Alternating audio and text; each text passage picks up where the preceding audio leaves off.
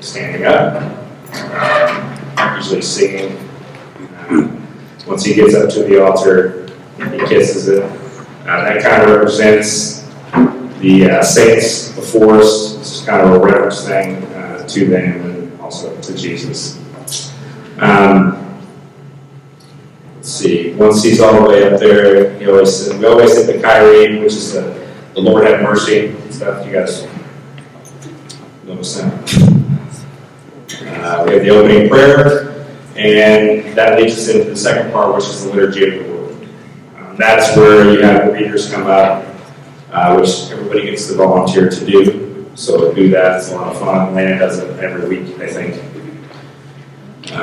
You always have the first readings from the Old Testament, and then the second readings from the New Testament, and then you get into the Gospel reading, which is the words of Christ. So after that, you get into the liturgy of the Eucharist. That kind of begins with the collection, your tithes and stuff like that, send the basket around. So you're giving something to the church. In return, you move on to getting some yourself. You get the gifts are then brought to the altar. That's when the people, usually a family, comes with the bread, wine, walk it up, and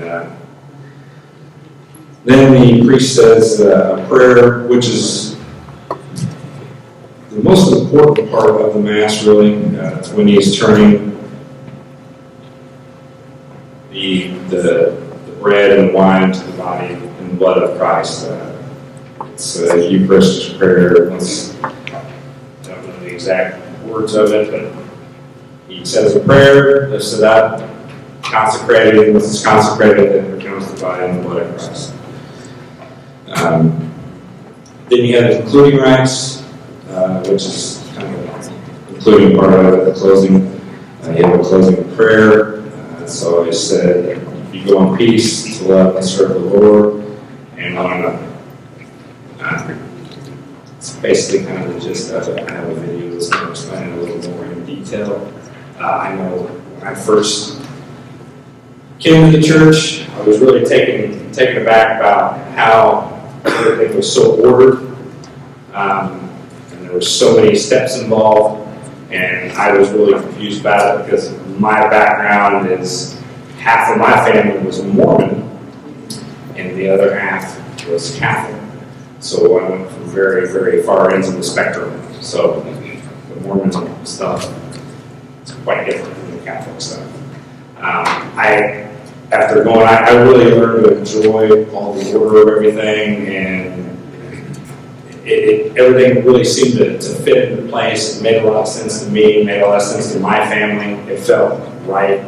First time we went there, and CJ had mentioned, wow, this really feels right how it should be. And I think that's because we get our religion from God.